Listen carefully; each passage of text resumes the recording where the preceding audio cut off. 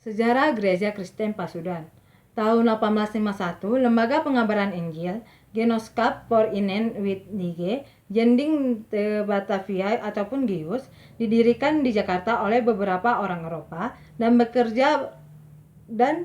bekerja sama dengan Lembaga Pengabaran Injil Jendling Weerman di negeri Belanda. Dan tahun 1854, Jendling Aldo Musikal dikirim oleh Jendling Weerman ke Jakarta dan ditampung oleh GIUS. Ia bekerja di Cikuya, Banten tahun 1854 dan 1859 sebagai guru sekolah swasta dan diberi keleluasaan untuk mengabarkan Injil kepada penduduk pribumi. Dan tahun 1855, pada 11 Juli 1855, dua orang pribumi dan daerah Cikuya yakni Minggu dan Sarma menerima baptisan kudus dalam sebuah pelayanan oleh pendeta Birhens di Jakarta. Pelayanan baptisan kudus dilakukan di Jakarta karena Musikel tidak mempunyai wewenang untuk melakukan pelayanan tersebut. Tahun 1856, pada 7 Mei 1856, 8 orang penduduk pribumi Cikuya, Banten menerima pelayanan baptisan kudus. Tahun 1862, Lembaga Pengabaran Injil Neerlandes Jendling Vereniging atau NGV mulai mengirimkan para jendlingnya ke Jawa Barat. Atau NGV didirikan di Rotterdam tanggal 2 Desember 1858 oleh orang-orang dari gereja Erpop.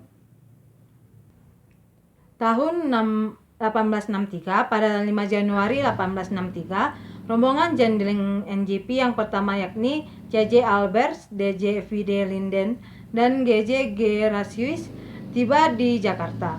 Mereka melanjutkan perjalanan ke Bandung bulan Maret 1863, tetapi mereka harus menunggu 2 tahun baru kemudian memperoleh izin kerja dari Gubernur Jenderal Pemerintah Kolonial Belanda saat itu. Dan tahun 1864, Jendling Adi Jistra mulai bekerja di Cirebon. Tahun 1868, 2 orang penduduk pribumi dan 1 keluarga keturunan Tionghoa Cirebon menerima pelayanan baptis kudus oleh Tijistra. Tahun 1870, Jendling mulai mengabarkan Injil di Bandung. Atau sampai dengan tahun 1877 tercatat ada 25 orang Kristen di Bandung. Tahun 1872, P.N. Gigisman mulai mengabarkan Injil di Sukabumi, atau sampai dengan tahun 1883 tercatat pada 25 orang Kristen di Sukabumi. Tahun 1876, Jendling J. Viroven mulai bekerja di Majalengka dan sekitarnya. Tahun 1878, Seminari Teologia Depok didirikan cikal bakal dari STT Jakarta. Sekolah ini dimanfaatkan oleh para jendling NGP untuk mempersiapkan orang-orang pribumi untuk membantu mereka mengabarkan Injil. Tahun 1879, Alkitab Perjanjian Baru terjemahan dalam bahasa Sunda diterbitkan. Tahun 1882, 2 orang wanita pribumi di Majalengka dibaptiskan dan Jendling Viroven pindah ke Cenderes dengan dekat Majalengka. Tahun 1883, 7 orang pribumi di Cederes menerima baptisan kudus. Tahun 1886, Espan Endebung mendirikan desa Kristen Pengharapan di Cikembar, Sukabumi. Kebijaksanaan ini dilakukan karena kehidupan orang-orang Kristen pribumi pada waktu itu sangat berat karena dipencilkan oleh masyarakat. Tahun 1891, Alkitab lengkap dalam bahasa Sunda hasil terjemahan Jendling S. Kolma diterbitkan. Ia memperoleh tugas itu dari Lembaga Alkitab Belanda dan dikerjakan dengan bantuan beberapa orang penginjil pribumi. Tahun 1899, di lapangan pekerjaan NGP wilayah Jawa Barat terdapat 11 persekutuan umat Kristen dengan jumlah anggota 677 jiwa. Tahun 1908, di Jawa Barat terdapat 26 sekolah yang didirikan oleh atau mempunyai hubungan dengan NGP dengan sejumlah murid 1.700.000 orang. Dan tahun 1910, Rumah Sakit Immanuel didirikan di Bandung. Kemudian hari menyusul rumah-rumah sakit di tempat lainnya seperti Cibadak dan Purwakarta. Dan sejak semula para misionaris terdorong untuk memberi pelayanan medis kepada masyarakat di Jawa bagian barat. Tahun 1915 tercatat 24 jemaat Kristen yang dilayani oleh NGP yang tersebar di Karesidenan, Jawa Barat dengan jumlah anggota 2956 jiwa. Tahun 1917, tata gereja yang diberi nama Atoeran Perkumpulan Orang Kristen di Paswedan disahkan dalam Konferensi para Jendling NGP di Jawa Barat. Tahun 1918, Pendeta Titus ditasbihkan menjadi pendeta pribumi pertama dalam rangka kegiatan NGP sebelum dia adalah seorang penginjil. Tahun 1932, wilayah pelayanan NGP di Jawa bagian barat terdapat 5.497 orang Kristen pribumi dan keturunan Tionghoa. Tahun 1933, seorang utusan lembaga Alkitab Belanda, Neerlandes, di Belgenoskap sesudah meninjau Jawa Barat menganjurkan agar jemaat-jemaat di Tanda Pasundan dipersatukan menjadi sebuah gereja yang mandiri, terlepas dari pemeliharaan sehari-hari oleh NGP. Tahun 1934, pada hari Rabu 14 November 1934, Gereja Kristen Pasundan menjadi gereja yang berdiri sendiri. Dr. N.A.C. Slotemaker de Brunei, konsul Jending yang bertindak mewakili pimpinan NGP di negeri Belanda dalam suatu upacara Gendung Gereja Jemaat Bandung, membacakan piagam penyerahan sekaligus melantik Raad Ageng ataupun Majelis Besar sebagai badan pimpinan semua jemaat Kristen di Jawa Barat. Pada hari itu juga diadakan sidang pertama Raad Ageng terpilih sebagai ketua pengurus harian. Raad Ageng ialah Jendling J. Iken dari NGP, penulis D. Abednego, dan Tan Goan Tijong sebagai bendahara sesudah menjadi gereja yang mandiri yang bernama Gereja Kristen Pasundan ataupun GKP. Maka ditaksibkan sejumlah guru Injil pribumi menjadi pendeta. Di tahun 1938 berdiri Gereja Tionghoa Ki Tok Kau Wi atau sekarang dikenal sebagai Gereja Kristen Indonesia ataupun GKI, Jawa Barat. Dimulai di Cirebon tahun 1863 dan kemudian di banyak jemaat. Jemaat Pasundan merupakan jemaat campuran. Tahun 1930 berangsur-angsur jemaat keturunan Tionghoa berdiri di samping jemaat-jemaat Pasundan, tetapi masih tetap bergabung dengan GKP. Ketika ia dinyatakan berdiri sendiri di tahun 1934. Di tahun 1942, kepemimpinan GKP mulai dipegang sepenuhnya oleh orang-orang pribumi. Dalam masa pendudukan Jepang, para Jendling Belanda tidak dapat melakukan kegiatannya. Dan di tahun 1945 sampai 1949, pada masa transisi setelah proklamasi kemerdekaan Republik Indonesia ataupun RI, dalam keberadaan RI yang masih muda usia terjadi pengacauan terhadap jemaat-jemaat GKP antara lain di Cigelam, Gunung Putri, dan Kampung Sawah. Banyak anggota jemaat yang terpaksa mengungsi atau pindah ke tempat lainnya. Dan tahun 1950 persidangan Raad Ageng di Bandung memutuskan istilah Raad Ageng diubah menjadi sinode dan istilah pengurus harian diubah menjadi badan pekerja sehingga nama lengkap pengurus hariannya menjadi Badan Pekerja Sinode GKP. Dan di tahun 1951 NGP diintegrasikan ke dalam Nederlandse Hervormde Kerk, Gereja Hervorm Belanda. Sejak itu GKP berhubungan dengan NHK melalui Dewan-Dewan Pengabaran Injil NHK di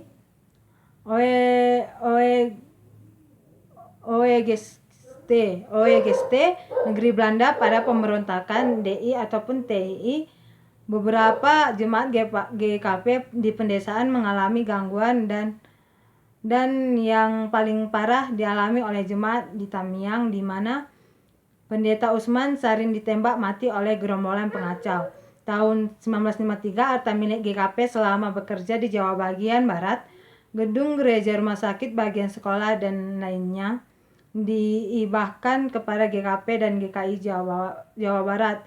Tahun 1956 sidang sinode kelima GKP di Bandung mengesahkan tata gereja GKP sebagai pengganti tata gereja yang diadakan sejak tahun 1934.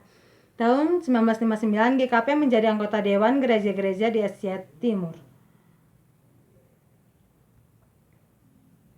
Dan tahun 1961 GKP menjadi anggota Dewan Gereja-Gereja Sedunia. Tahun 1967 GKP menjalin hubungan kerjasama dengan Presbyterian Church of New Zealand. Tahun 1968 GKP mulai hubungan kerjasama dengan Basel Mission Swiss. Tahun 1970 GKP menjadi anggota Aliansi Gereja-Gereja Reformasi Sedunia. Tahun 1990 dalam lingkungan GKP terdapat 45 jemaat dan 35 pos kebaktian yang tersebar di Provinsi Jawa Barat dan DKI Jakarta.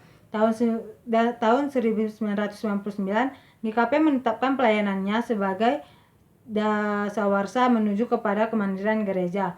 Tahun 2002 jemaat GKP berjumlah 50 jemaat, 30 pos kebaktian tersebar di Provinsi Jawa Barat ataupun Provinsi Banten dan DKI Jakarta. Tahun 2006 saat ini GKP mempunyai 5 klasik, 54 jemaat dan 30 pos kebaktian. Dan klasik dan jemaat.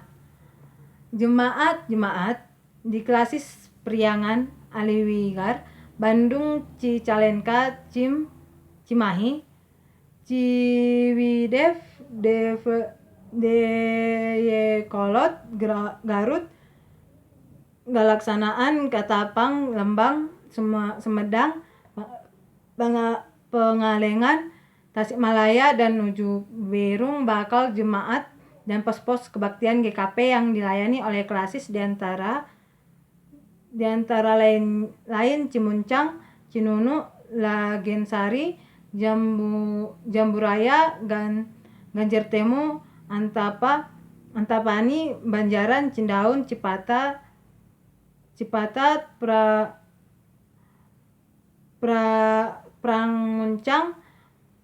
Pramuncang, Pangandaran, Cienang.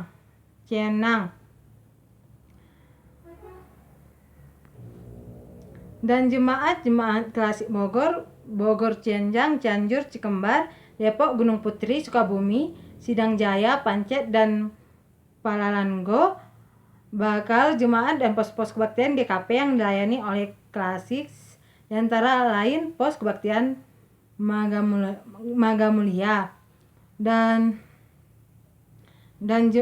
yang ketiga itu jemaat klasis Jakarta, Cawang, Cangkung, Cibubur, Jatinegar, Keramat, Kampung di Tengah, Rangkasi Bitung, Tanah Tinggi, Tanjung,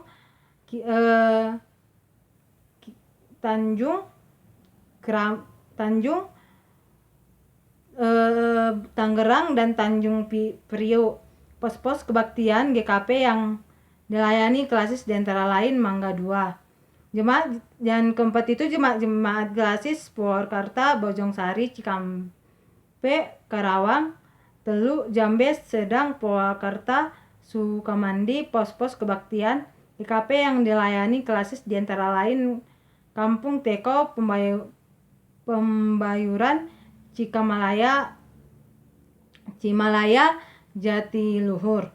Jemaat klasis Bekasi, Jatiasi, Jatiragon, Kampung Sawah, Cikarang, Cimuning, Pondok Melati, Sejerola, pos-pos kebaktian GKP yang dilayani klasis di antara lainnya Cingalam, Setu. Jemaat klasis Cirebon, Bethesda Cirebon, Generas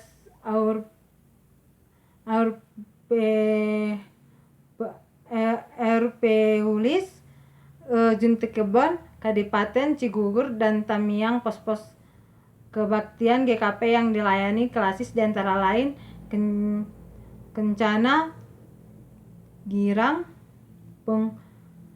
Pangurangan Lor.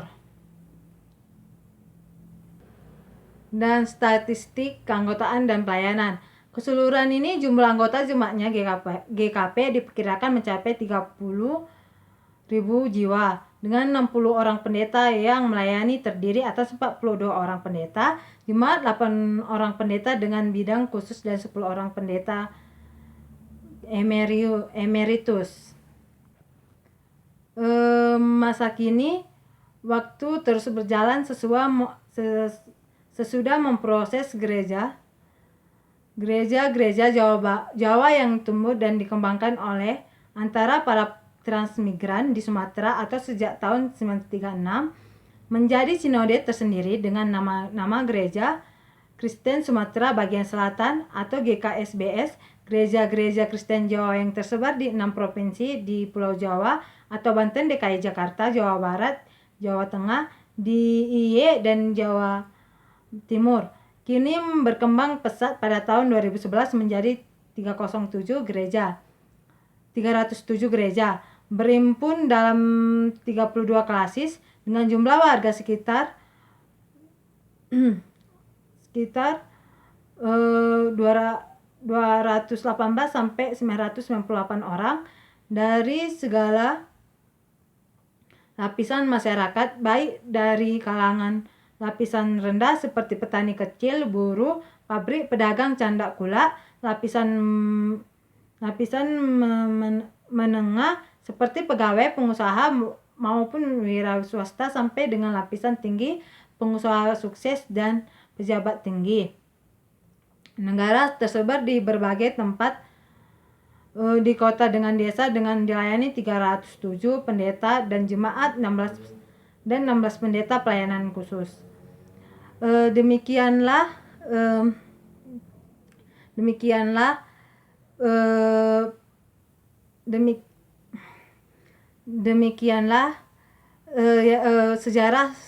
sejarah Jawa Barat.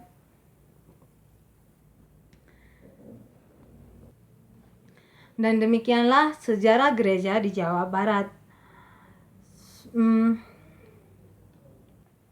Demikianlah sejarah gereja di Jawa Barat. Sekian dan terima kasih. Jika ada kesalahan, kami mohon maaf. Sekian dan terima kasih. Amin.